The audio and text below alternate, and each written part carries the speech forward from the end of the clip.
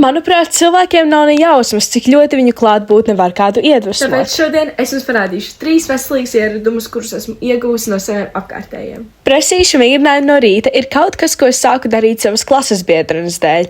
No rītiem, kad pamostos, es uzsāku savu dienu ar sportu, un tas ir tikai pateicoties viņai, kas dalījās ar saviem veselīgiem paradumiem. Klausīties podkastus, nevis skatīties telefonā ēdot, ir paradums, ko es noskatīju no savas mīļākās influenceres, kas māk iedvesmot cilvēkus, izmantojot savus video.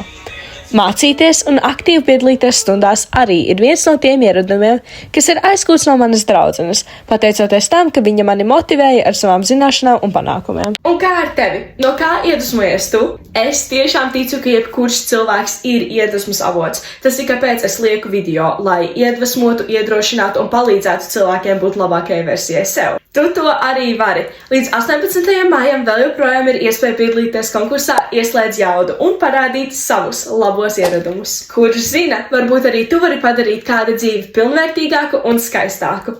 Paldies, ka skaties šo video. Atā!